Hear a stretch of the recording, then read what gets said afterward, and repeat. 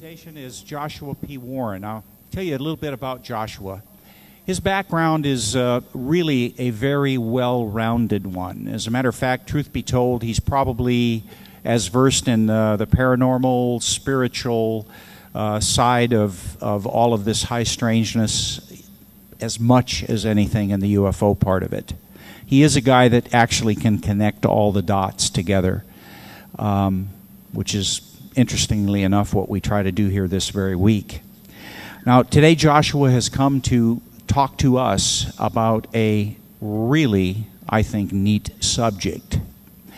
He is going to help us understand how to recognize faked evidence, okay? And as we all know, there is faked evidence out there. And the purpose of this is not to teach people how to fake stuff, but to teach us how to recognize it so that our valuable time, energy, and intellect is not wasted down the rabbit hole of fakery. It's going to be a trip. Ladies and gentlemen, Joshua P. Warren.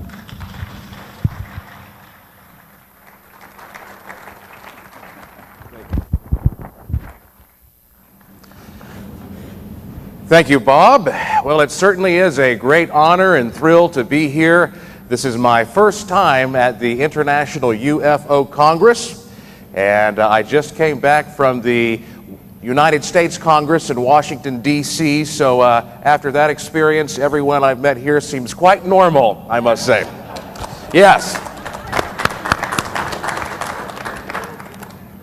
But, you know, I believe we are being visited. And I've had experiences myself, and that's why I found it so valuable to try to look at people out there who are contaminating evidence of visitations by producing fakes, hoaxes. You can't really know how to properly analyze what's real if you don't first have the opportunity to look at what is not something credible and legitimate.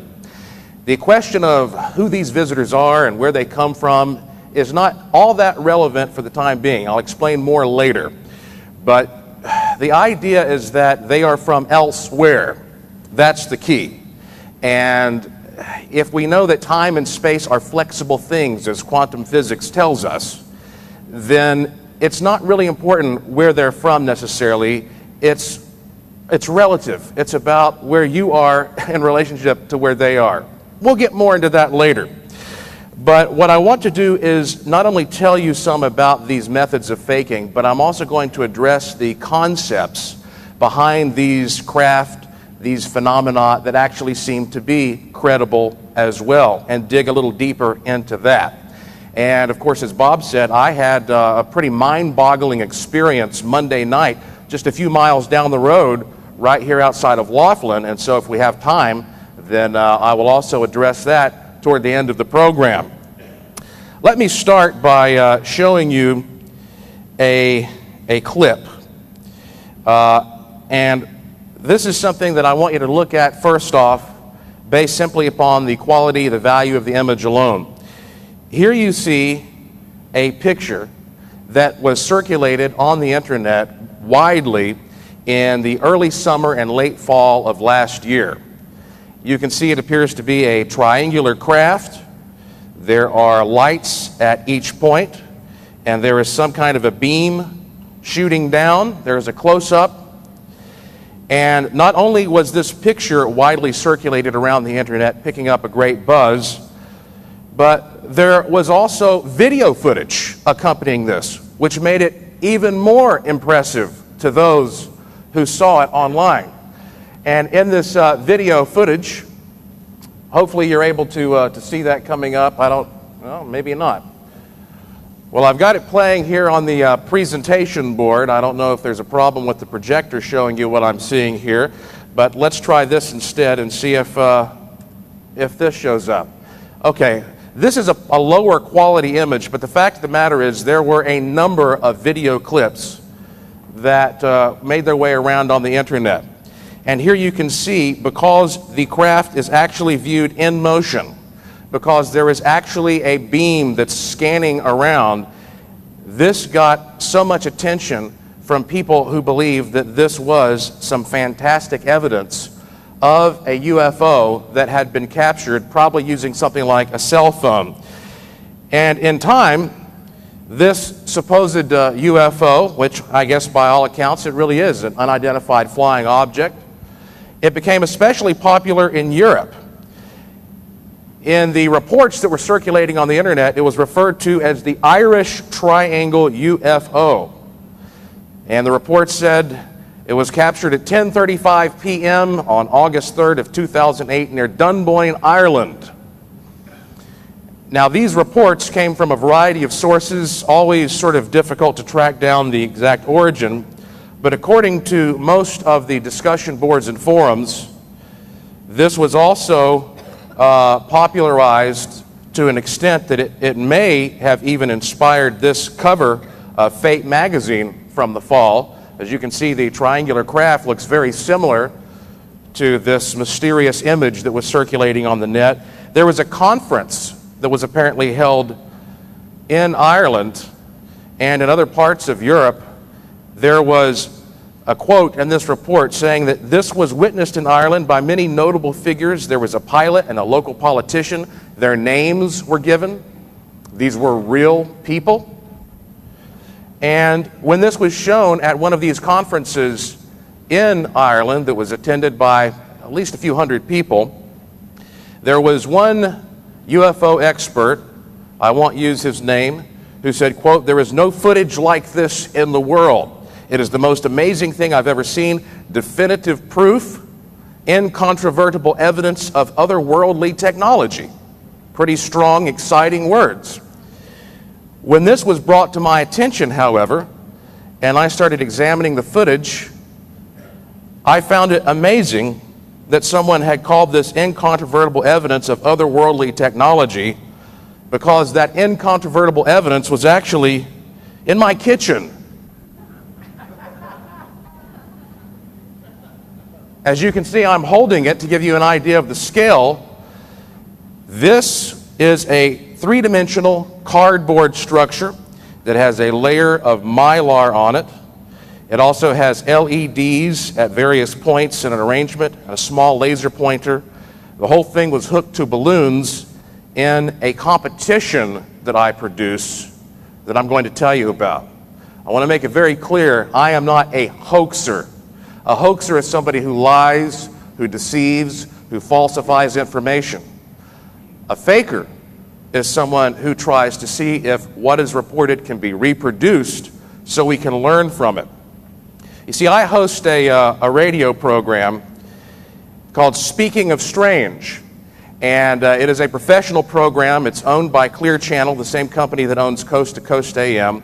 In fact, it airs before Coast to Coast AM on Saturday nights in the southeastern United States, and it can be heard through terrestrial stations in North Carolina, South Carolina, Tennessee, Virginia, and all over the world on the internet.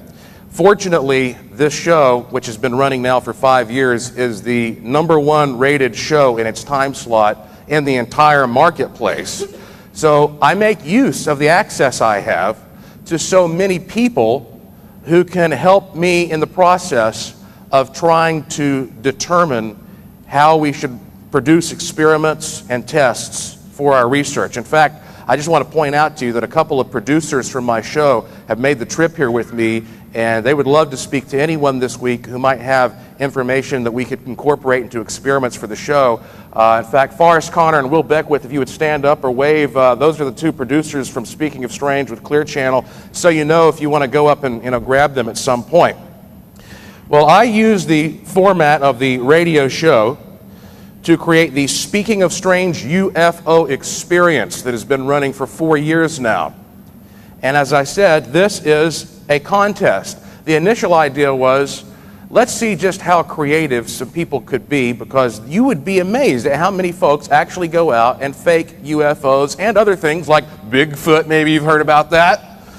And so the psychology of the hoaxer is important as well. But I wanted to see, okay, how viable is it? How realistic is it for you to be able to get the funding and the engineering and the creativity together to create a reasonable hoax? Now, when I talk about a fake UFO, my specific definition is a man-made craft with the intention of tricking eyewitnesses. I'm not talking about something you might misinterpret. I'm talking about something that is intended to fool you.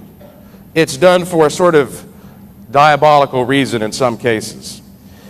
And the idea behind faking these things, it really ties into the concept of Occam's razor, because if you're going to sit down and you're going to debate your experiences with some of the so-called professional skeptics or debunkers, then you need to understand as much as possible about what fake things look like, about maybe what flares look like, or all these other things that are used as excuses that sort of undermine the value of your experiences. So we are back engineering these effects in the simplest way, because when you see a UFO flying around, it doesn't really matter that much from your perspective how this thing is operating. It's all about what you perceive, what is visible to you. So we get together in Barnardsville, North Carolina every summer, and in Barnardsville, we bring people together. I'm talking, we have some people who come who are we have 5-year-old kids, we have 85-year-old people. They come from all over the place, and usually they use helium balloons and a variety of simplistic structures to lift these things at night. And at night, of course, all that matters is what you can see. It's about the illuminated portion. This is just the area where we do these things. And more than likely, people are using just a clump of balloons to lift these things. You can see there are lightweight foam designs. This one is similar to the so-called Irish triangle UFO that I told you about. This is a hula hoop that somebody has decorated up. This one is actually a rather heavy saucer shape. A lot of people make the mistake of creating craft that are way too heavy. We're going to get into all that in a moment, because that's one of the biggest things people overlook. Here we have sort of a frisbee with glow sticks taped to it. You know, nowadays we have so much access to things that are bright, that are small and easy to use, with LEDs and glow sticks and little laser pointers. You have to sort of re-examine what's possible when it comes to faking these things. Another foam structure that is heavier than you might think. This is interesting.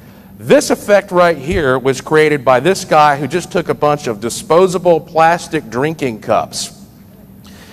And he just put some $2 LEDs in there with a tiny battery. It cost him next to nothing. And yet when this thing was in the sky, it created a very impressive effect, because these cups were distributing and dispersing that light in all kinds of creative, interesting ways. And one of the biggest challenges for a UFO faker is making the UFO seem as if it has a three-dimensional quality about it, as opposed to looking flat and moving in that manner. Now, of course, earlier we had problem getting video to come through, so in a moment I'm going to try playing video again. We'll see if we have that issue. Before I do that, I also want to tell you that the rules we give people who come to this competition, it's all free, it's free admission, and people who come, they can win prizes. They, of course, have to supply all their material. The only rules are it must be safe, and that's an important one, because we almost beheaded an entire crowd one night. A guy decided to play with rocket power, and so he hooked it to a wheel, and when this wheel was spinning, it was supposed to go up, but for some reason it went out. Talk about a 3D movie, but we got lucky with that. Secondly, it must have the ability to fly away. Usually that means that if you let go of it, if it's not tethered, that thing's going to keep going and it could end up anywhere in the world.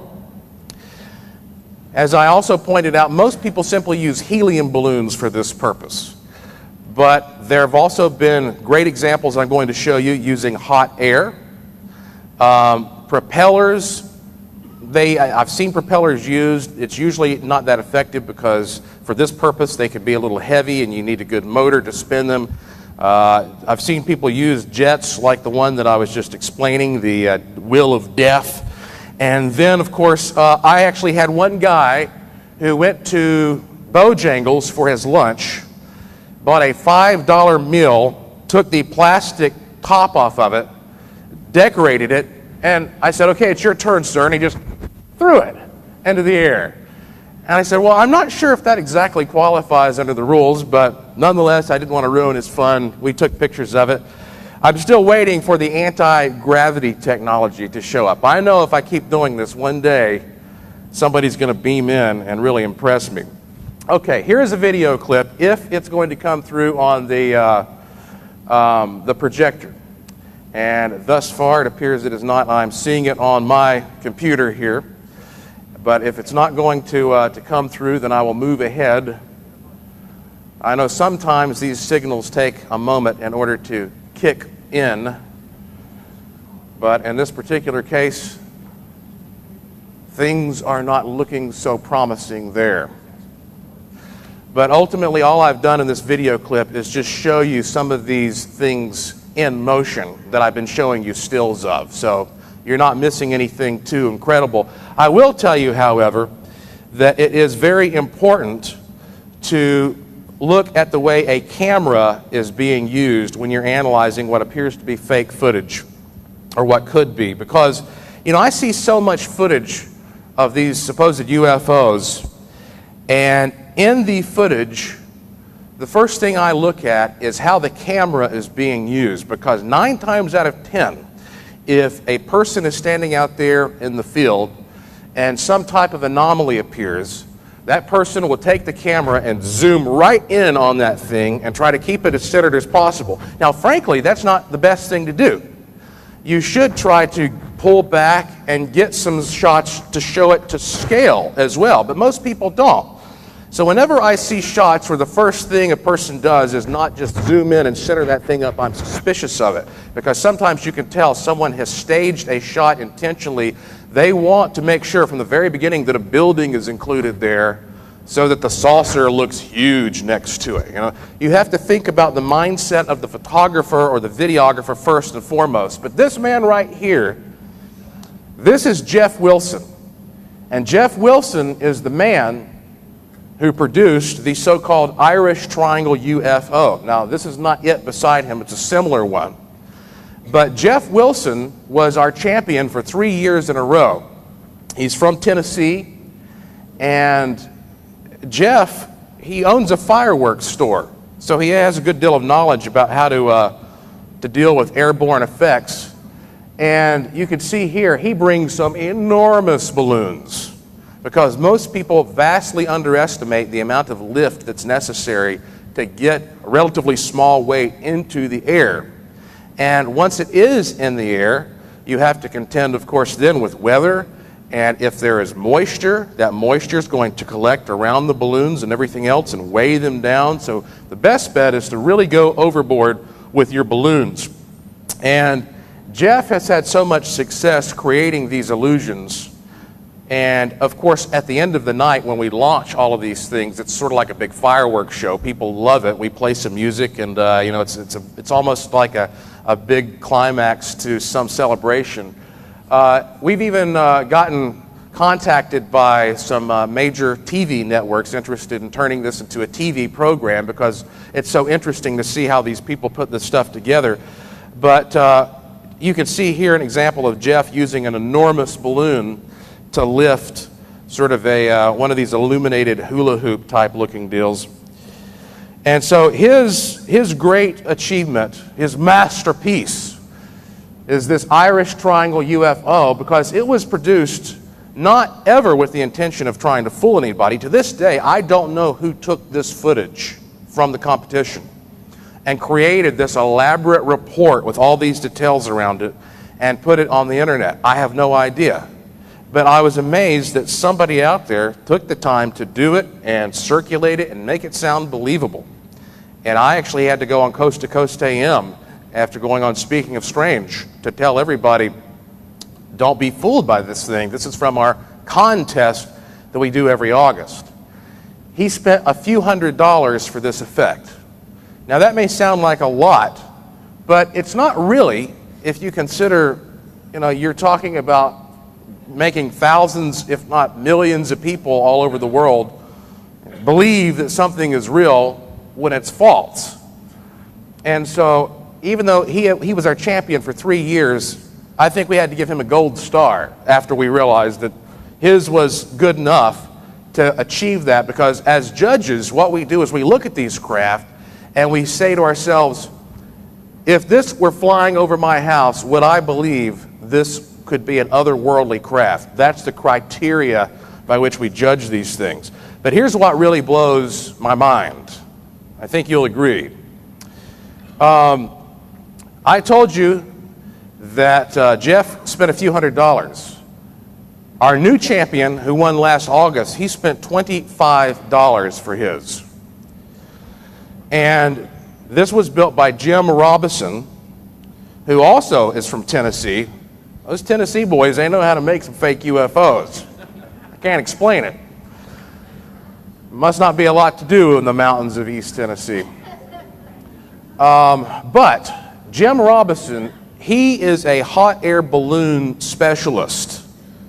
And he told me, I'm going to try to do something that you're going to think is crazy, but I've always wanted to do it. I'm going to try to reproduce the Phoenix Lights effect for $25.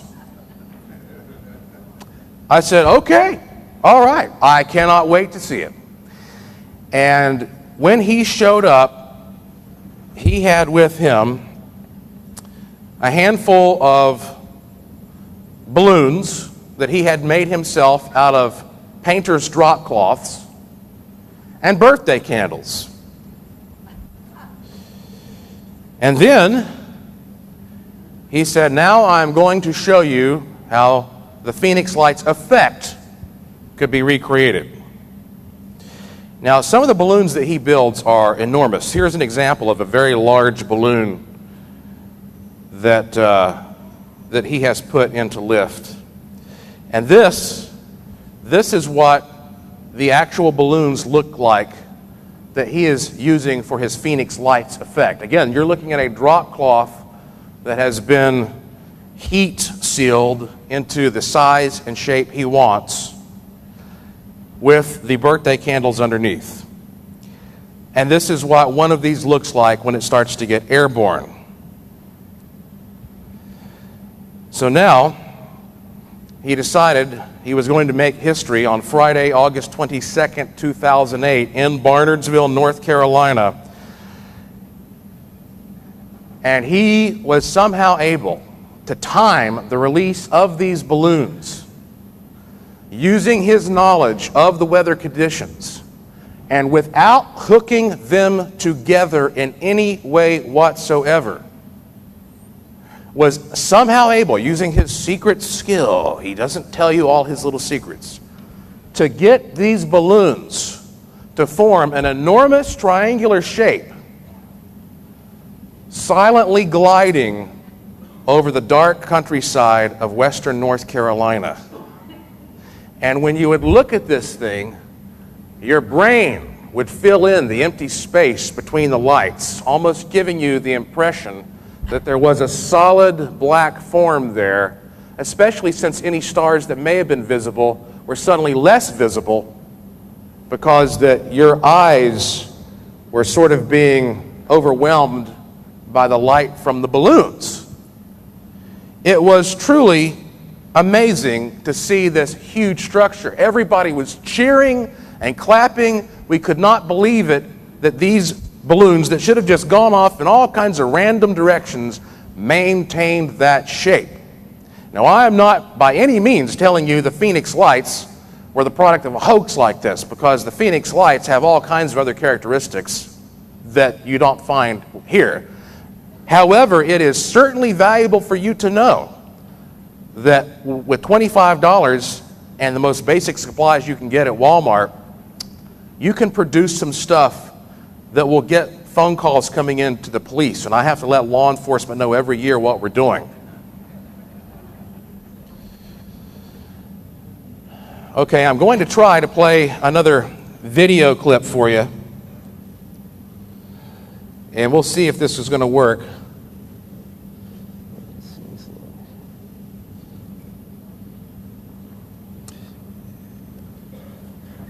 And if it does, okay. Yeah, go to it. Is that going to do it? Function, whatever the screen function is called. Let's see if any of these are going to work. Okay. Well, no. Let's see if this is going to do it. Well, still not showing up. Oh well. It's not that big of a deal because fortunately these video clips, all they're doing is showing the pictures in motion. So you can kind of use your imagination a little bit. It's not like I have some segment that's dependent on seeing these things move. But when he set these things up into the sky and they took on that nice geometric pattern, then at that point, okay, well let's just, let's see if we're, okay, well, here we are back here again. I know you're saying, what the hell was that? When it took on that nice geometric pattern, it was mind-boggling, and yet, let me tell you what this picture is all about. I took one of these little balloons that you can buy in Asia. They are Chinese lantern type devices. They're made of a very thin paper. And at the bottom, there are a couple of wires that cross. And in the middle of the wires, you have this little pad. And when you ignite this flammable pad, the thing blows up and it floats off. This is one of the weirdest things that's ever happened to me. I got one of these things. I went out in the field with some of my friends. Forrest was there. He can attest to this. He can witness this. We lit one of these balloons up. When it filled up, we released it into the sky, just for fun. This balloon, it ascended and ascended and ascended until it got so far up in the sky we could barely see it floating away. It was a tiny little pinpoint of light. And then it sort of started curving a little bit to the left. It went behind some trees, off behind the mountains. Looked like it was gone. About 3 minutes later, it reappeared. Somewhere over here, even further to the left. We said, hey, is that what we launched about 3 minutes ago? Now it's getting bigger and bigger and bigger. And that thing descended, and I swear to you, it landed 10 feet away from where we released it. And here I have it. This thing has been practically to outer space and back. The point is, these hot air balloons can do things that you don't think they can do. You know, we have this vision. You release something, it flies away. It's going to go off in a relatively random pattern. It's not the truth. And if you understand how all that works, then you can do incredible things with it because it's all about creating that illusion with the naked eye. And you should know that unless you get out and test these things yourself, I don't know what the odds of that happening were, but unless you get out and test those things yourself, you can never really be, you know, too certain about what is possible. Now, here are the main challenges that I've seen from doing this event. Again, you have the lift to size ratio. It's about that concept that you need to use enough balloons to get it up there, and everybody, that's the number one place they go wrong. They underestimate that. Secondly, of course, weather. When you get it up there, you want to make sure that it's not going to just end up in a tree because the wind blows it into a tree, that sort of thing. Very basic. Third is dimension. As I said, it should not look flat. You want it to have a sense of depth to it so that when you see it, it gives the impression it is a viable structure. Number four, the basic stability. And that is a matter, of course, of just making sure that the outer perimeter of the craft is properly balanced and that when it gets up in the air, the observer on the ground is going to see the side that you want them to see. You want them to see the bottom instead of having it flip up so they see the edge, that sort of thing. Lastly, of course, basic control. And in some of these cases, control is only important just to get it above the tree line if you wanted to just fly away. But I have seen people hook up remote controls to some of these devices and attempt to, use propellers to spin them here and there. But as I said, so far that has not worked very well. It's clumsy, and it just does not suit the purpose as well for this competition. The purpose of faking these things is to find the truth, because there are plenty of people who come to me and they say, well, aren't you afraid that by holding these competitions, which, by the way, to my knowledge, what we do is unique. I've heard of no other regular event like this. They say, aren't you afraid that you're going to inspire other people to go out and create fakes? Well, probably, that's probably going to happen to some extent. But I feel like that it's kind of like the idea behind getting a vaccine. You take a little shot out there of what you don't necessarily like or approve of, with the hope that the greater collective good, the outcome, is going to outweigh it. And I think it is better to show the masses how to identify fakes without worrying so much about that small segment of people who are going to be inspired to create better fakes. And I know one thing, if you're going to have fakers and hoaxers out there regardless, let's at least make them work really hard for it, right? Let's not allow them to fool us with very simple elementary things. But now, I've been talking about doing this event at night. And at night, the only thing that really matters, of course, is the visible portion, the illusion that you're able to create by what can be seen.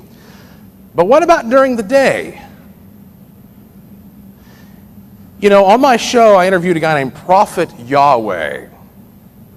And he lives in Nevada. I'm presuming that many of you are familiar with this fella. Prophet Yahweh claims that he can go out and call down UFOs at will. And he actually took a local TV station in Nevada out in the field to a location that they determined, and he said, I'm going to bring down a UFO, and shortly thereafter, sure enough, this silver ball appeared floating through the sky.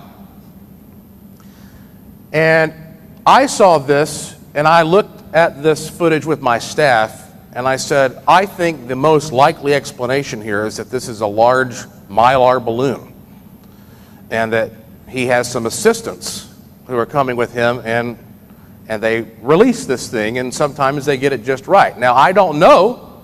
I'm not here to debunk anybody, but I would say that is the most likely explanation, that this guy and other people like him, they often employ things that I feel I could reproduce. I think I could do what he is doing. Now, that doesn't mean he's not doing something extraordinary. I'm not the amazing Randy. But, I'm just trying to tell you that this is something, using Occam's razor, you have to consider. But after I interviewed him, I started getting contacted by more and more people and groups saying, we have gone out into the field and we have asked for UFOs to appear, and they appear. And I started hearing so many of these reports that I became really intrigued. Some of these groups, they go out and they use lasers and strobe lights and things, and they sit there and they meditate. And I started really looking into this, and it reminded me of something else that I've studied over time. Something that's called the tulpa phenomenon. A lot of people have never even heard of a tulpa. Maybe you at least know what a thought form is, if that's the case. A tulpa is a human thought form that seems to take on an independent existence observable by others. Now, at first, this may seem incredible, impossible. Tulpa actually stems primarily from the Tibetan culture. It's the idea that if enough people get together and they envision something, then whatever it is that allows it to appear inside your own brain, inside your own imagination, can somehow extend outside of your brain to take on some state that others can observe. There was an experiment that was done in the 1970s known as the Philip experiment there were a bunch of paranormalists and researchers in Canada who decided they were going to try to create a ghost. So they got together and they came up with a detailed profile for this guy who died in the Middle Ages named Philip. And they wrote down, oh, this is how Philip, this is when he was born, this was what his life was like, here was his favorite food, his favorite color, this was his wife's name, this is how many kids he had. Just gave as many details as they could imagine about this fictional character. And once everybody grasped this personality, this identity, then they started speaking about Philip as if he were real. And every time there was a little knock or a bang or something like that at their location where they were having meetings, they'd say, oh, there's Philip. And after doing this for a few months, Philip became real, they say. They say that Philip he started manifesting, that he started pushing objects around, rapping on the walls, communicating with them. There was one occasion when this table was even sliding across the floor and it squeezed some people and trapped them up against the wall. Now you hear this and you say, okay, if this is true, then does that mean that they created some blank slate upon which some other entity stepped in, or did they actually create something with their minds that took on this physical viability? Well, maybe you've heard of Walter Gibson.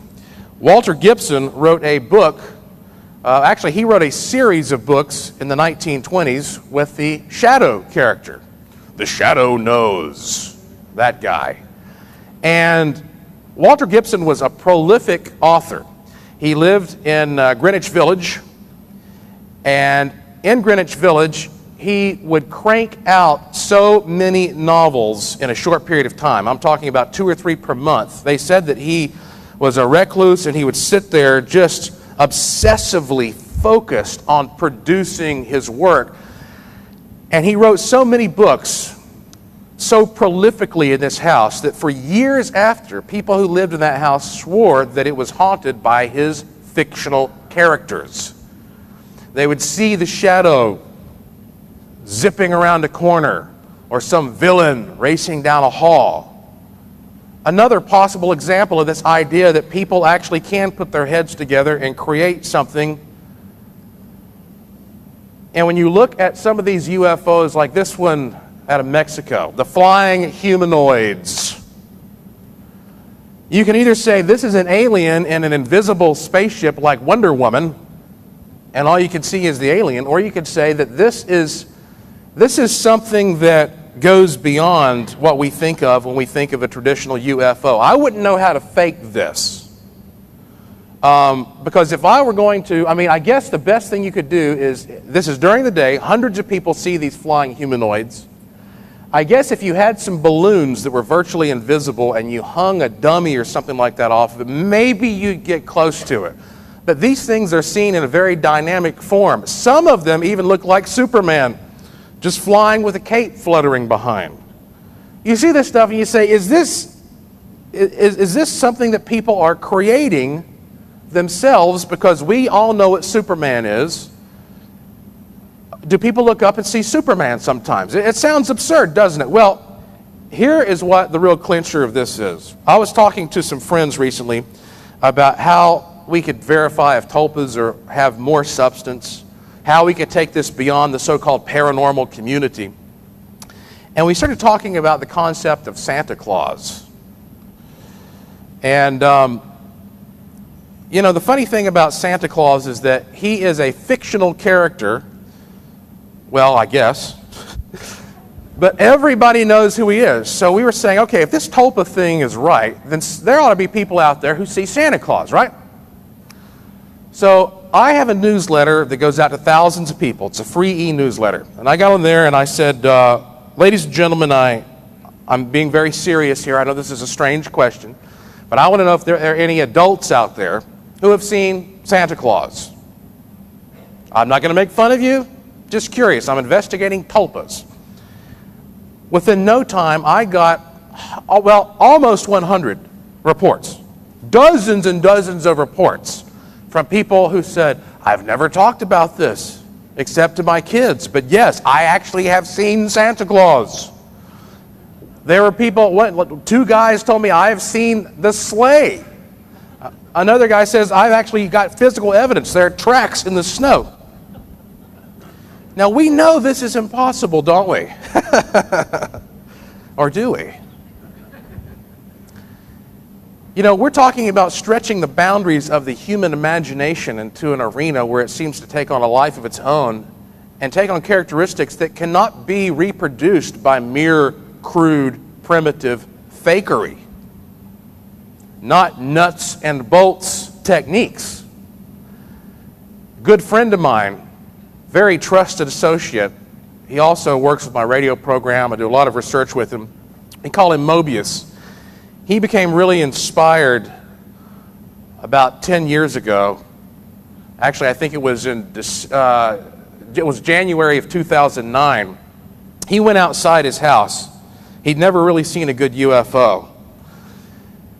And this guy's got a great mind, very intense, focused person. And he went outside and he said, by God, I'm going to see a UFO tonight.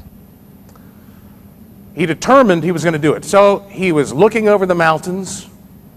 And when he was a kid, he used to be a big fan of Buck Rogers and those types of programs. And all of a sudden, he was stunned when he saw a rickety, old, riveted Buck Rogers style ship with flames and sparks, yeah, sparkler stuffed in the bottom of this thing practically, appear and move over the mountains. And he said, there is no way in hell that there is a machine out there that can fly like this. And this looks exactly like what I expected to see. Now you could say, well, that's his imagination. Well, what does that mean, your imagination? It's almost an insult to say that to somebody. This is your imagination. That means you're just dismissing it. Yeah, you don't know what you're talking about. No, the brain has the ability to perceive things that we cannot capture with cameras and other techniques. That's the problem with the scientific method. One problem is you can't prove things scientifically that exist. I can't prove that I love somebody. I can't prove that I hate somebody, but those are things that exist. They're a realistic part of my life. I listen to people when they say, I've perceived something, I've seen something. I don't just dismiss it by saying it's your imagination. And when you hear stories like this, it makes you wonder if there really is some type of a relationship between the observer and the observed that take us out of this mere nuts and bolts sort of perspective on these anomalies. There's a lot of talk right now about the fact that we may live in what you could consider a holographic universe. Now, what does that mean? What that means is that we cannot simply separate ourselves from nature and the universe. We tend to do that, but we are a part of it, you see. You think of a hologram or a holograph in our technological world as being something that's intangible, just an optical illusion that has no substance. But of course, physical and non-physical are relative terms. Two things are only physical or non-physical to each other depending on the frequency range they both occupy. If they are in a frequency range that is similar enough, they will resist each other, just like you are resisting that chair under you. On the other hand, if the frequency range is dissimilar enough, it will pass through you like a ghost, just like a radio wave. You know, right now there are all these invisible radio waves all around us. You never know they exist, but if you've got this special little box, it'll allow you to tune through all the frequencies. And I feel like that there may be a relationship between these legitimate UFOs, or many of them, and the observer, the human consciousness. Because let's think about it. Okay, right now, some of these, even, new scientists is even talking about this is the latest knowledge. This is the latest technology, a holographic universe. After, so many years of studying UFOs, do you see this field moving forward at the pace that it should? When we look at these UFOs using 50, 60-year-old technology perspectives, do you think that that's really explaining all of these weird reports that are coming in now? Or do you feel like we've been stagnating for a while because too many people think about this topic as these are beings that live on a rock somewhere out there and they've figured out how to travel here?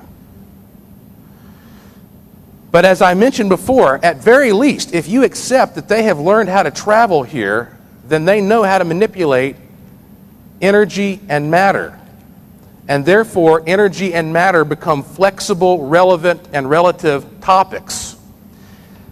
Let me give you another example of what a holographic universe might be. Well, let me start with this. If you take a television set and you give it to people who lived thousands of years ago, and they look at it and say, well, there are little people in here, and then they open it up looking for the little people inside, guess what? They're not going to find them. There are little people that exist in the TV as information, but you're not going to see them when you crack it open any more than I'm going to see you if I crack your skull open and I'm looking for you through your brain. Let me ask you this question. Let me put it this way. Where is the internet? Where is the internet? The internet is a real thing. It is something that we use, something that we can actually manipulate to change our lives. But where is it? That question really is not applicable because the internet is not a place. It is an information stream that can take on many different forms. It's almost like saying, what color is the time? It's a question which shows a logical misunderstanding of the concept at hand. See, what I'm saying is maybe we're asking the wrong questions in this field because we are looking too often at the crude nuts and bolts explanations for what is here. And we have got to go back to the idea that you are an observer observing something and there is a cooperation there. There is an exchange of information and these phenomena are flexible. Now, I don't want to get too far into something that seems just like metaphysical, philosophical mumbo jumbo, so let me give you a tangible example, something you can really sink your teeth into of what I'm saying. One of the most famous places for UFO sightings in this country, actually, is Brown Mountain.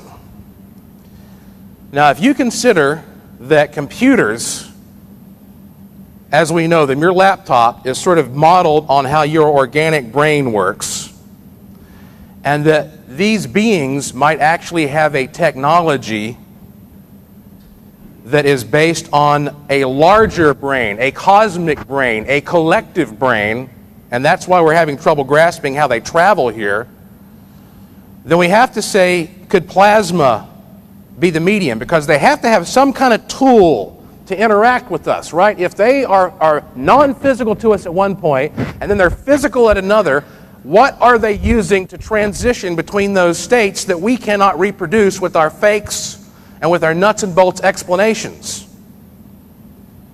I bring up Brown Mountain as a possible expression of this cosmic mind. Because if we can build a little laptop based on your brain, is there a technology that can be built on the collective brains? Because you can pop in and out of a room, but you can't disappear from that particular point in space-time instantaneously. These things can. These beings can. And we see this same thing happening at Brown Mountain. Brown Mountain is a low-lying ridge in western North Carolina. And Brown Mountain is famous because for at least 100 years, people have been seeing these multicolored spheres of illumination hovering on and around this ridge at night. At least 100 years based on journalistic reports, perhaps hundreds of years if you believe some of the Native American legends. Now, this is in the Pisgah National Forest, so there are no commercial roadways or facilities. There are trails on it that can be used for dirt biking. There are campsites. That's about it. And you can get a little closer look here at part of the ridge. It's about 1.5 miles long, and you're seeing it from about 2 miles away at an overlook here. Now, as far as an explanation for the mysterious lights, there are people who have said over the years they could be many things. You have scientists going up there. Some say, okay, we're looking at a piezoelectric effect. It's geologically based. Others say we're looking at an astronomical phenomenon. It's an illusion, starlight bouncing off in a certain way. Chemists talk about marsh gas. Spiritualists talk about Indian spirits from battles in the past. Ufologists go up there, say it's the mother landing base, you know, that the ships are coming down there to charge their batteries. Well, in the year 2000, my team and I were the very first to ever capture good footage of this phenomenon. A lot of people still have never seen this. You're looking at a still from our footage showing some of these balls of light. Now, of course, these were multicolored in some cases, but because this was shot using an infrared type camera setting, it looks sort of black and white. These lights appear and they sort of meander and move across the mountain. Sometimes they are in this formation, what I call troop formation. On another night, we were up there taping, and it was so dark and stormy and cloudy you could not even see the mountain itself. And yet when a light appeared, it clearly was visible through all of the gloom. And I want you to see what happens to this ball of light as I frame by frame show you what happened on the video. This large ball of light began to divide into smaller lights. You can see now, in a matter of seconds, it's gone into 3 smaller lights. They brighten at certain points, then one will dim as another brightens, almost like energy is being exchanged back and forth. You can see that happening again and again. And this is on a rock, a sheer rock cliff in the pouring torrential rain. We shot this underneath an umbrella. And sometimes these lights will shoot down the mountain at an amazing rate of speed. They'll cover the whole mountain in about 2 seconds. Just here you see another light has appeared off to the left of those lights, and then it disappears. And what we did was we took our footage and our pictures and our stills from these nights, and we laid it down on top of daytime images so that we could go to the specific places on the mountain where these things were appearing and try to figure out what the heck these are. There were times when we got so close to where one of these things was appearing that it would rise up out of the trees about as far away from us as the bathrooms are from here, into an enormous bubble of light, 20 feet in diameter. And if you had the right perspective, if you were on the hill above it, you can see right here, one of these huge orbs of light has the bottom flattened because it is sort of resting in the tree line. In doing our research up there, we spent 15 years going there with every type of piece of equipment you can imagine, measuring every type of energy field that you can imagine. We brought scientists up there from the Oak Ridge National Laboratory. We took professional geologists. We took professional physicists. We took forest rangers. And after doing all this work, we finally made the cover of a science journal because we were able to reproduce the Brown Mountain Lights effect, or the Brown Mountain Lights type phenomenon, on a miniature scale in the laboratory.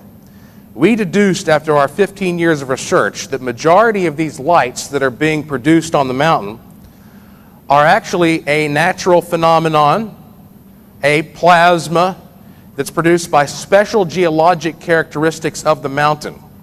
In a nutshell, the mountain itself is sort of like a large capacitor. It's filled with layers of quartz and magnetite. Quartz is a non-conductor, even though it has an interesting relationship with electricity, and magnetite is a conductor. When you layer those things, it is able to store up small electrical charges over time to a critical point when they then discharge. And what happens is there are tunnels running all through this mountain, and whenever it rains, the water runs through the mountain It charges up these layers, especially mineralized water, and then at night, when the mountain cools and contracts, squeezes together, and the contraction is further enhanced because the mountain's almost completely surrounded by thrust faults, it squeezes these layers together and they start discharging. There's your power supply. But the big question was, how the heck do they form balls of light? Well, what we discovered was that if you look at what is here in this journal, this was titled Interference Patterns in Electrostatically Contained Plasma. To back engineer this effect, we created a plasma chamber. You're looking at it right here. And let me tell you what you're seeing. This is a tube. There is a vacuum in the tube so that the amount of electricity that we are putting into the tube has the same scale as that amount in Mother Nature on this huge mountain. At the top of the tube, you see one electrode. At the bottom, you see a second electrode. And off to the left, you see an array of electrodes. I don't know how visible they are. This array of electrodes gives us the ability to switch between any of these different third electrodes. So we have one primary discharge between your two principal electrodes, and then we are bringing in a third electrode to interfere with that, which is something you don't usually find in practical technology. And what we discovered was that if we introduced a third electrode at the angle of the slope of Brown Mountain's ridge, there is an interference pattern created. A swirling effect takes place between those electrodes, and you get a floating luminous blob right here in the middle. The illumination around this electrode is understandable. The illumination around this electrode is understandable. But to get what appears to be an independent, self-contained blob, this is similar to ball lightning, okay? And ball lightning is one of the greatest mysteries. For many years, scientists didn't even think it was real. Now we know it is. So what we discovered is that on Brown Mountain, these discharges were happening at various angles, and they'd sometimes intersect. Two discharges would intersect at the right angles, 2 or 3 discharges, and they would create this interference pattern. And you would get this swirling mass of plasma. Now, if you need a refresher, plasma is the 4th state of matter. If you take a solid and you add a little energy to it, the molecules, they loosen up and you get a liquid. You add a little more energy, they spread further apart, you get a gas. But if you add even more energy to that gas, then something strange happens. You actually rip one or more of the electrons from each of the atoms, and you end up with this free-floating mass of these now positively charged atoms and electrons. That's what a plasma is. It's a glowing, luminous, spectral-looking thing. So we found that on Brown Mountain, you actually have these masses that could be there happening all the time, but they're only visible sometimes, because when they start spinning, they'll change color based on how fast they spin. They'll go through red, and they'll go a little faster to orange, yellow, green, Roy G. Biv, and they'll dip back down to red. Sometimes they're only seen in the infrared because they get so low. Or they will speed up so they're only visible in the UV. But here is what's so amazing about this experiment. Now that I'm explaining to you how that this plasma was recreated on a miniature scale in the laboratory, listen to this. While we were doing this experiment, I was there because I wanted to see these blobs of light like I had seen on Brown Mountain. And when we achieved this, I was so excited, I was jumping up and down. But the man I was working with in the laboratory, Charles Yost, who was a NASA engineer who recently died, he actually is in the NASA Hall of Fame as one of the inventors of Tempur-Pedic foam. He worked on the Apollo missions. He was interested in flying saucers. And he spent the majority of the rest of his older years trying to find out how flying saucers work. He was looking at this, and he was talking about flying saucers, and lo and behold, that ball of plasma turned into a flying saucer.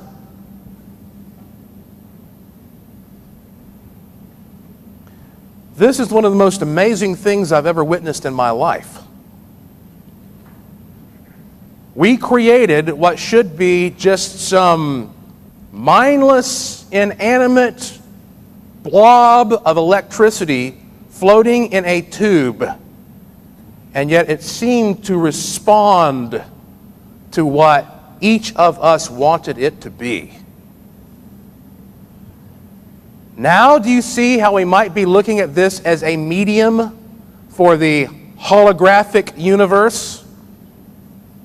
This idea that we are not talking about us sitting here with some vehicle full of little green men flying for light years or whatever, at light speed, to crash, to probe us. It's something even beyond that.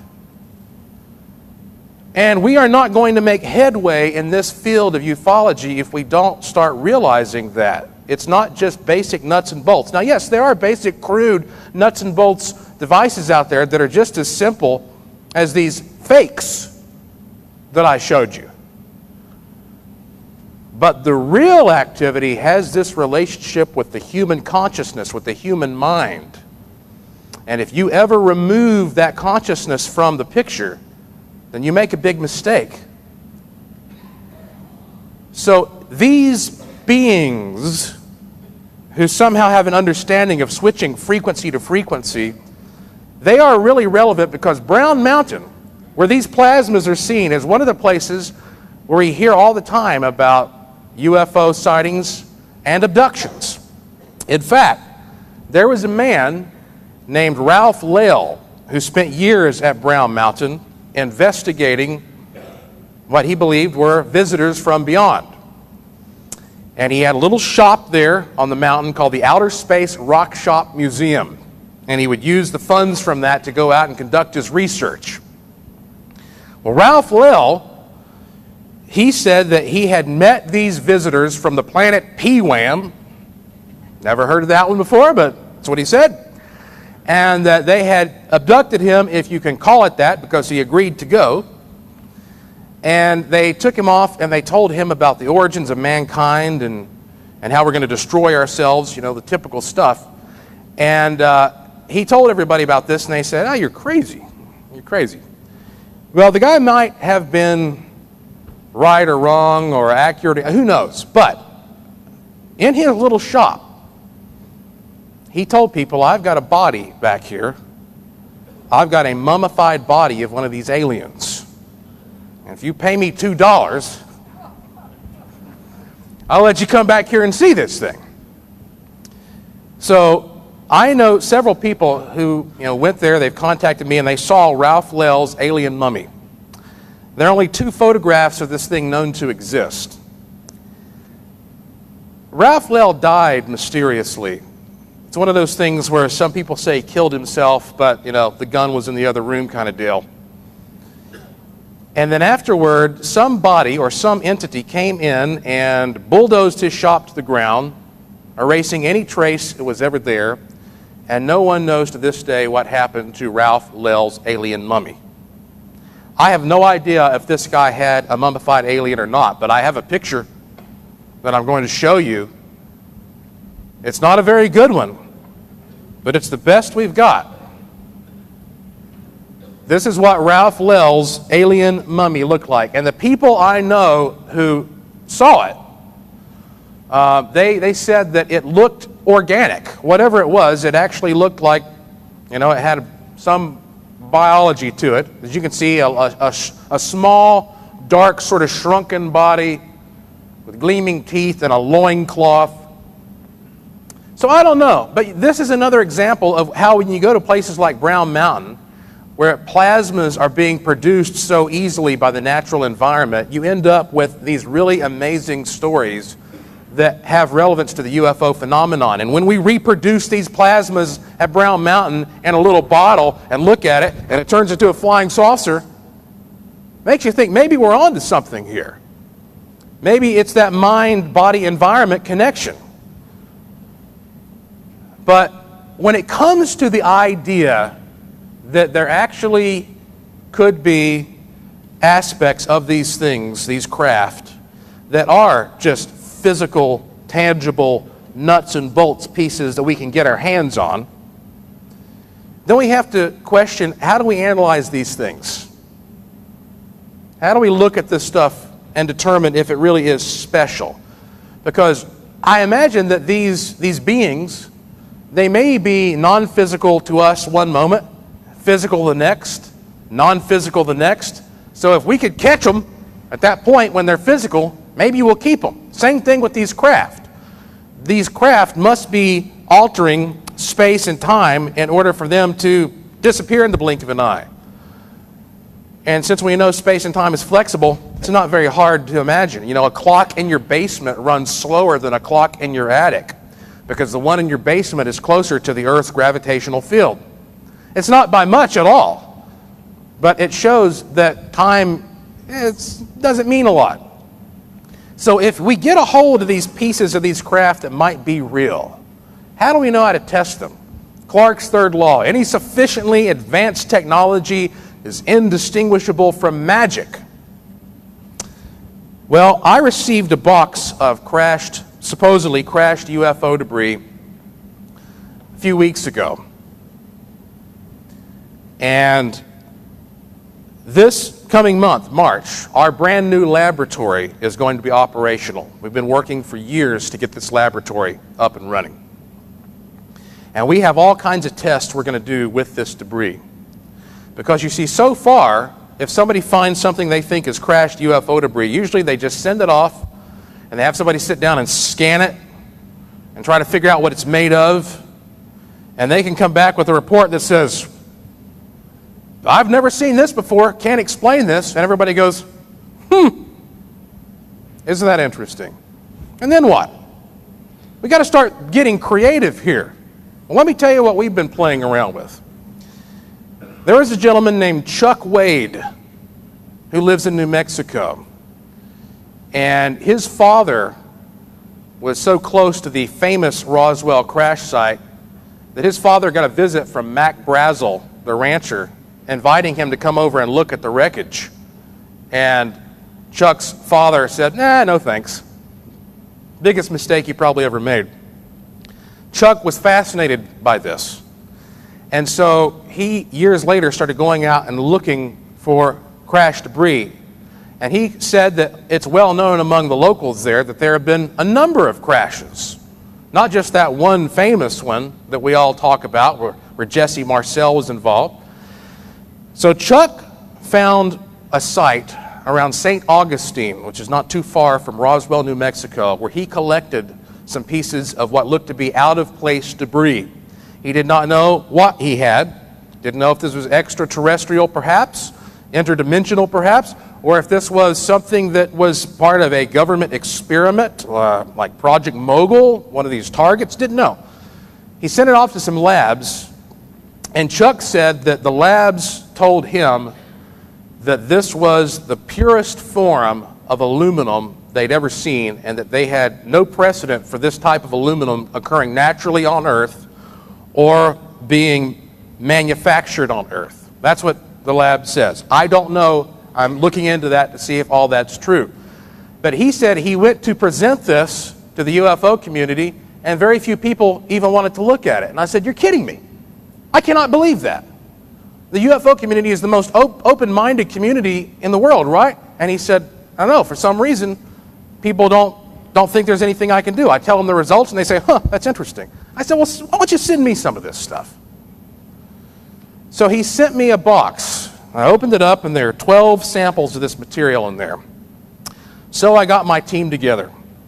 I'm the president of Lemur Paranormal Investigations. Stands for the League of Energy, Materialization, and Unexplained Phenomena Research. So we decided just to play around with this stuff a little bit. So we took a little piece of this debris that looked very much like a little piece of commercial foil, except it's denser, and yet it's thinner, if that makes any sense. It's probably about half the thickness of commercial foil, but there's a certain denseness to it. And I took a Van de Graaff generator, and I put that Van de Graaff generator down on the floor with a pie pan on top of it. And of course, the Van de Graaff is the type that has the big dome on top, and you know, it's the kind that'll make your hair stand on end if you put your hand on it. And then we just threw this debris in there. And after we threw the debris on there, it stood up on end and began to rotate at a high rate of speed.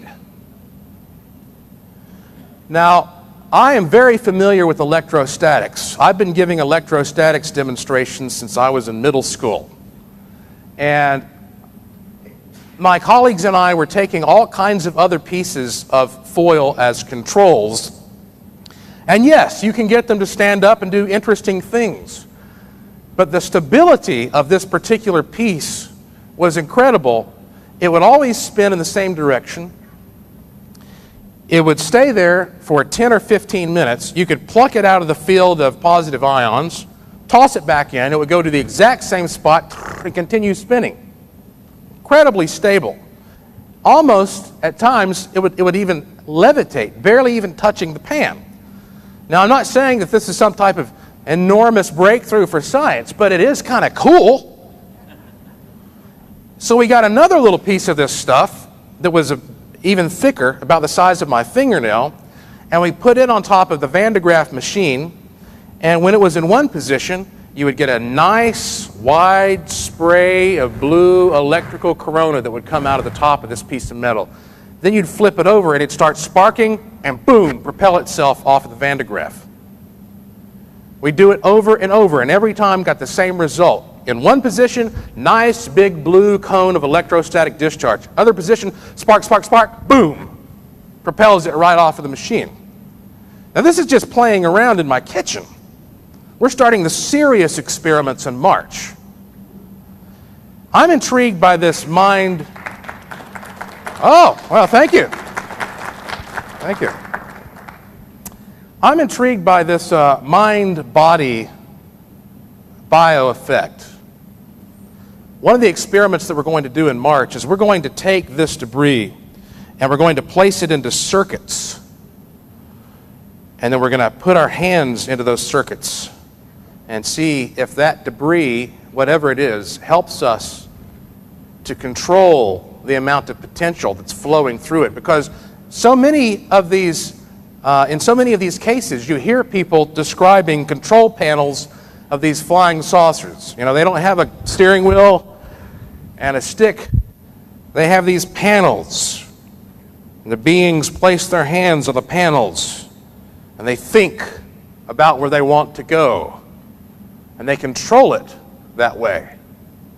You know, 10 years ago, I had a toy. It was called a mind drive. You'd stick your finger into a little cuff and you could just sit there without moving a muscle. You could guide a bowling ball down an alley. You could fly an airplane. This is 10 years ago Earthling toy technology.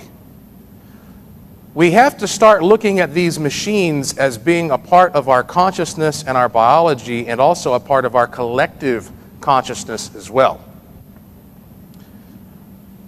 So now, let's start looking back here again at what separates fakes from the real thing. And you see, I've tried to bring this full circle. Because I cannot necessarily define what's real. That would be foolish. You know, I don't know everything. This universe is so vast and complex. I wish more people had that attitude, frankly. You know, these scientists out there who call themselves scientists, these professional skeptics, these professional debunkers, they almost have this attitude that we know everything already. There's nothing more to be learned, nothing more to be explored. They're not very inspiring, at very least. I think that we know just such a tiny little chunk of what's out there.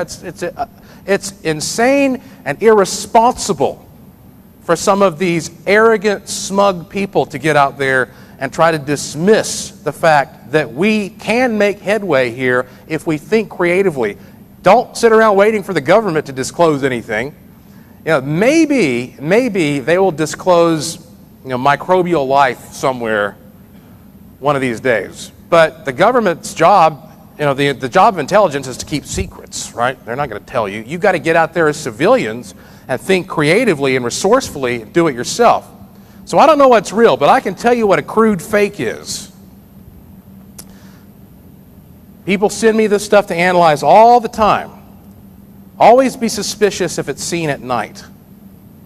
Because, again, that hides so much of the lift mechanism. Now, I'm not saying that you should pull one of these out, because Ed's over here like, no, that's not. I'm talking about look at the whole combination of these, okay? It's a combination of factors you need to consider. If it's seen at night, it could be hooked to balloons. It could be hooked to a variety of things that are designed to be invisible by somebody who's trying to fake this or hoax it. Number two, if it seems to have a very light density or low weight. You get a sense after a while when you look at enough of these things that are dangling off of balloons, that are being propelled, that are hot air lifted, whatever. You get a sense of how much weight they have in terms of how they move with the currents. Always be suspicious of things that just seem a little bit unstable. Number three, it's suspicious if that stability is especially bobbing, obviously, with the air. Now, this is kind of common sense stuff. You see the wind blowing the trees, and it seems to be responding.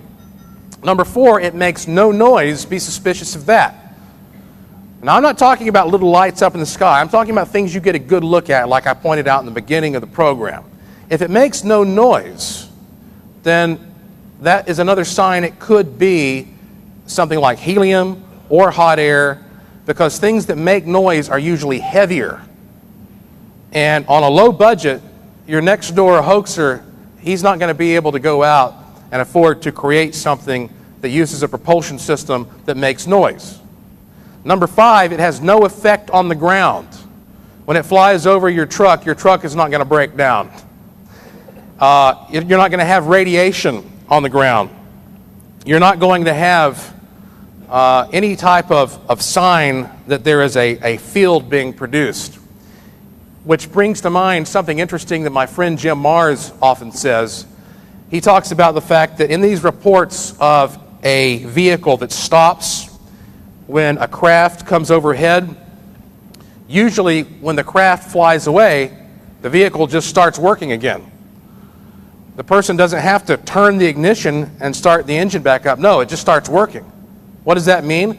That when this craft is overhead, it's manipulating time. Going back to that time-space warping in the holographic universe. And yet, your brain keeps running, your brain keeps perceiving, the truck is stopped, but your brain keeps doing it. Why is that? Because your brain is a little miniature time machine. It is independent to some degree of these systems and therefore can also work with them. When you think of a memory, what are you doing? You're traveling through time mentally. When you envision what you're going to eat for dinner tonight, what are you doing? You're traveling through time mentally on one possible realm. Next, if it is a very small structure or a very large distribution of lights without a structure. Most of these fakers, again, they don't want to go out and spend a ton of money, so it's going to be a small, lightweight thing. If it's huge, but all you see are the lights, it's going to look like that Phoenix Lights effect that Jim Robinson reproduced for $25 last August. And next year, if I come back here, I'd like to get more into the concept of interdimensionals, because I think that is the way that we need to pursue these phenomena. And I also think that by then we'll have some interesting results with this crash debris. But I want to put a plea out there to any of you who think that you might be clever enough to beat Jim Robinson or Jeff Wilson or so many others like them, to come to Western North Carolina to our event this August. And again, the only rules are the craft must be safe and it must be capable of flying away. We have some nice prizes available, and it's for a good cause. It helps us to learn the type of information that I've been passing along to you today. Now, I told you earlier that if I had time, I would tell you about what I saw Monday night, courtesy of Ed Grimsley and also the deans of ufology. I mean that literally, a couple of guys named Dean. Saw something really remarkable Monday night. Like the rest of you, when I first heard about Ed Grimsley, I didn't know what he was looking at. You know, I mean, all I knew is that there were lights moving around in the sky. So, you know, does this mean there are battalions of warring craft shooting lasers back and forth? I mean, it seemed like quite a stretch. So I wasn't sure if he was just, you know, being imaginative with this data or not. But I was open-minded to go out and look. And I've heard that a lot of people are not, which is hard for me to believe. So I ended up going out there with Will Beckwith, producer with Speaking of Strange. And we went to this area off of Davis Dam Road, where Ed has been taking groups every night. And Will and I got there a little late, and so most of the group had left, and actually Ed was heading back, but he gave us one of his pair of goggles. Very, you know, nice, expensive goggles. And so he entrusted us with those. So there were 4 of us there, myself, Will, and the 2 deans from Maryland. The sky was clear. When I looked up through those binoculars, for those of you who haven't done it, actually these goggles, it was just stunning seeing the stars like never before. I mean, you might look into a patch of sky with your naked eyes and see 50 stars. You put those things on, there are hundreds of them. You know, just so automatically you know I'm going to see, or at least have the potential to see a lot more. We'd been out there maybe about an hour and a half, and we hadn't really seen anything that interesting. I mean, it's all interesting, but nothing extraordinary. In other words, shooting stars here and there. And of course, Ed always talks about how it's easier to see these things just after sunset or just before sunrise because of the angle of the sun. So we were about to call it a night. So here I am standing there looking up over the Nevada desert through these things. And all of a sudden, I see something that is so bizarre, so extraordinary, that I kid you not, my very first thought was, there must be a digital artifact or something in these goggles. Something's screwing up with my goggles here. Because what I saw was this enormous V-shaped formation that was going across the sky above me. And I said, guys, do you see that? And then Will and Dean said, whoa, yeah, what? You know, so we're looking at this huge, big white V. One side of the V was longer than the other, and above it there was a smaller V. And Dean says, that's got to be geese. Says you know, he's a good researcher. You know, the guy, he's using Occam's razor. This has to be geese. And so we said, well, yeah, I guess maybe you're right. You know, okay, if you say this is geese, but that was crazy. We got back and we found Ed, and Ed says, "You see anything?" We said, "Yeah, not really that much." Yeah. Well, at one point actually, there was this huge formation of geese apparently that flew by, and Ed said, "Wait a second. Did you see them flapping their wings?" No. He said, "Was there one side longer than the other?" I said, "Yeah." And then he said, "Was there a smaller formation above it that was tighter?" "Yeah." Ed starts laughing hysterically, leans over, slapping the table. We're like, what's going on here, Ed? He described to us exactly what we had seen. All 3 of us agreed who saw this thing. And he said that we saw one of the classic formations that he's been talking about that these craft will take on. And I won't get into why tactically they have this arrangement. But he explained very well that, you know, I guess in short, the triangle on the top is there to guard from attacks coming in from outside. And if they make it through that, the longer side of the wing of the V will peel off, go to an intermediary position and defend. I mean, it's got this really like elaborate, you know, explanation. And at this point, we're like, okay, you know, tell us more, tell us more. Guy's got us hooked. I think, you know, Ed is on to something. You know, Ed really is. If you haven't been out there yet, and of course, yeah, he's on a lot of things. But if you haven't been out there yet, it was kind of cloudy last night. You got to do this, because afterward, I was sitting around with Will, and we were just shaking our heads saying, man, this could have just completely revolutionized what we think about what's around us. Because the next day, I called U.S. Fish and Wildlife. I called the Mojave College, which has a biology department. They give out graduate degrees. And I said, is it possible there could have been any geese or other formation flying creatures out last night? And they both told me the exact same thing. They said, one, any birds like that would have likely already migrated out of the area.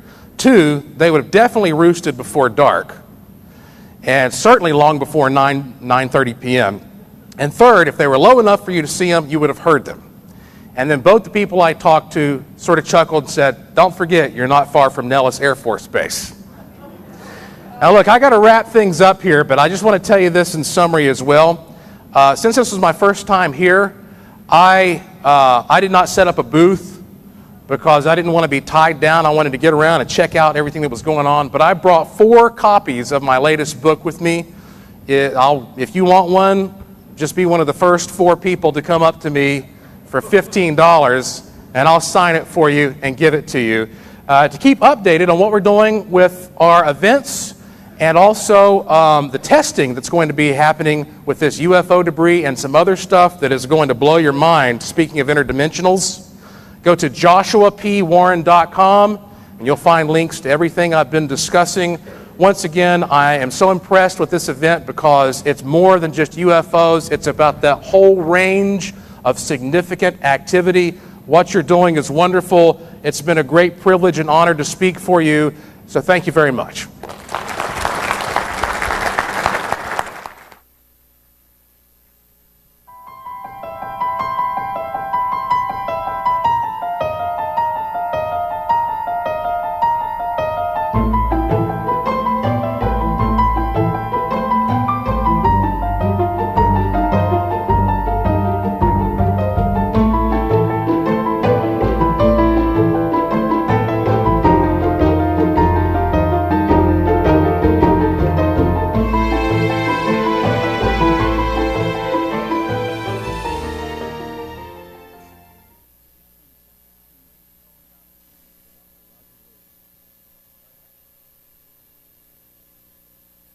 Place. So I make use of the access I have to so many people who can help me in the process of trying to determine how we should produce experiments and tests for our research. In fact, I just want to point out to you that a couple of producers from my show have made the trip here with me, and they would love to speak to anyone this week who might have information that we could incorporate into experiments for the show. In fact, Forrest Connor and Will Beckwith, if you would stand up or wave, those are the 2 producers from Speaking of Strange with Clear Channel, so you know if you want to go up and grab them at some point. Well, I use the format of the radio show to create the Speaking of Strange UFO experience that has been running for 4 years now. And as I said, this is a contest. The initial idea was, let's see just how creative some people could be, because you would be amazed at how many folks actually go out and fake UFOs and other things like Bigfoot. Maybe you've heard about that.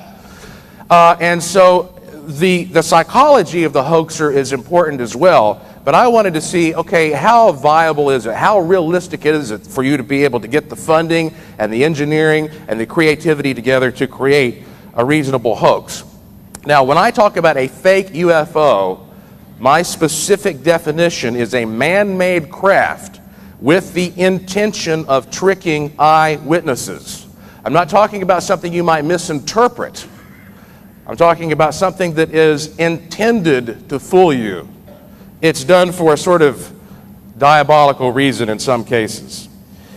And the idea behind faking these things, it really ties into the concept of Occam's razor, because if you're going to sit down and you're going to debate your experiences with some of the so-called professional skeptics or debunkers, then you need to understand as much as possible about what fake things look like, about maybe what flares look like, or all these other things that are used as excuses that sort of undermine the value of your experiences. So we are back engineering these effects. After that experience, everyone I've met here seems quite normal, I must say. Yes. But, you know, I believe we are being visited. And I've had experiences myself, and that's why I found it so valuable to try to look at people out there who are contaminating evidence of visitations by producing fakes, hoaxes. You can't really know how to properly analyze what's real if you don't first have the opportunity to look at what is not something credible and legitimate. The question of who these visitors are and where they come from is not all that relevant for the time being. I'll explain more later. But the idea is that they are from elsewhere. That's the key. And if we know that time and space are flexible things, as quantum physics tells us, then it's not really important where they're from necessarily. It's relative. It's about where you are in relationship to where they are. We'll get more into that later. But what I want to do is not only tell you some about these methods of faking, but I'm also going to address the concepts behind these craft, these phenomena that actually seem to be credible as well, and dig a little deeper into that. And of course, as Bob said, I had a pretty mind-boggling experience Monday night, just a few miles down the road, right here outside of Laughlin. And so if we have time, then I will also address that toward the end of the program. Let me start by showing you a clip. And this is something that I want you to look at first off, based simply upon the quality, the value of the image alone. Here you see a picture that was circulated on the internet widely in the early summer and late fall of last year. You can see it appears to be a triangular craft. There are lights at each point, and there is some kind of a beam shooting down. There's a close-up. Figures. There was a pilot and a local politician. Their names were given. These were real people. And when this was shown at one of these conferences in Ireland that was attended by at least a few hundred people, there was one UFO expert, I won't use his name, who said, quote, "There is no footage like this in the world. It is the most amazing thing I've ever seen. Definitive proof, incontrovertible evidence of otherworldly technology." Pretty strong, exciting words. When this was brought to my attention, however, and I started examining the footage, I found it amazing that someone had called this incontrovertible evidence of otherworldly technology, because that incontrovertible evidence was actually in my kitchen. As you can see, I'm holding it to give you an idea of the scale. This is a three-dimensional cardboard structure that has a layer of mylar on it. It also has LEDs at various points in an arrangement, and a small laser pointer. The whole thing was hooked to balloons in a competition that I produce that I'm going to tell you about. I want to make it very clear, I am not a hoaxer. A hoaxer is somebody who lies, who deceives, who falsifies information. A faker is someone who tries to see if what is reported can be reproduced so we can learn from it. You see, I host a radio program called Speaking of Strange, and it is a professional program. It's owned by Clear Channel, the same company that owns Coast to Coast AM. In fact, it airs before Coast to Coast AM on Saturday nights in the southeastern United States, and it can be heard through terrestrial stations in North Carolina, South Carolina, Tennessee, Virginia, and all over the world on the internet. Fortunately, this show, which has been running now for 5 years, is the #1 rated show in its time slot in the entire market.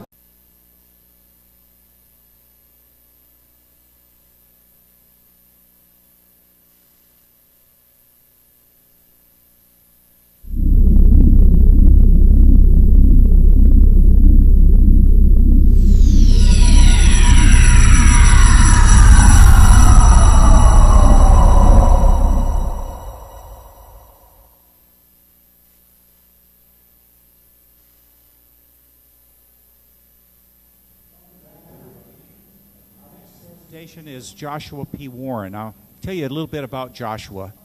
His background is really a very well-rounded one. As a matter of fact, truth be told, he's probably as versed in the paranormal, spiritual side of all of this high strangeness as much as anything in the UFO part of it.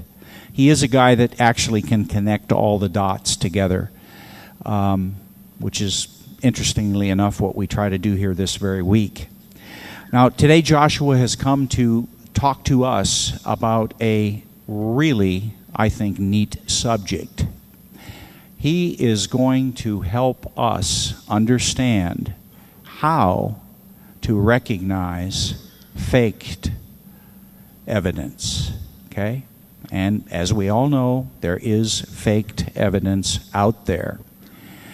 And the purpose of this is not to teach people how to fake stuff, but to teach us how to recognize it so that our valuable time, energy, and intellect is not wasted down the rabbit hole of fakery. It's going to be a trip. Ladies and gentlemen, Joshua P. Warren.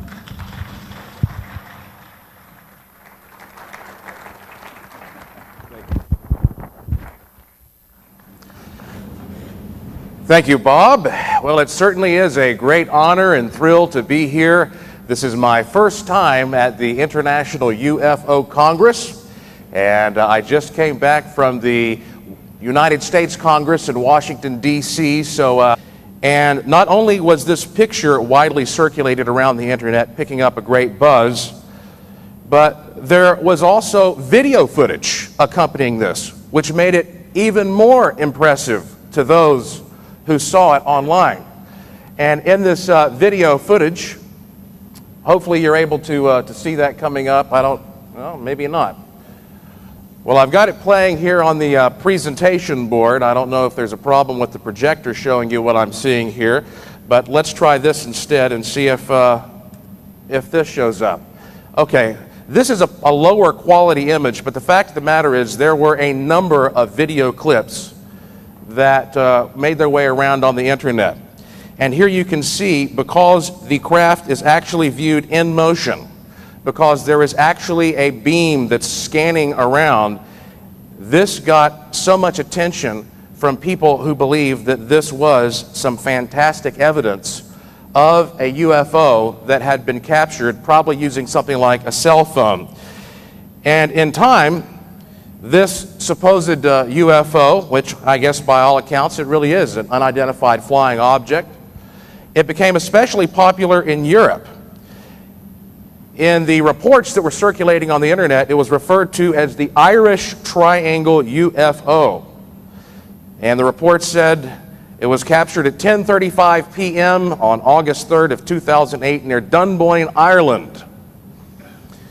Now, these reports came from a variety of sources, always sort of difficult to track down the exact origin, but according to most of the discussion boards and forums, this was also popularized to an extent that it may have even inspired this cover of Fate magazine from the fall. As you can see, the triangular craft looks very similar to this mysterious image that was circulating on the net. There was a conference that was apparently held in Ireland and in other parts of Europe. There was a quote in this report saying that this was witnessed in Ireland by many notable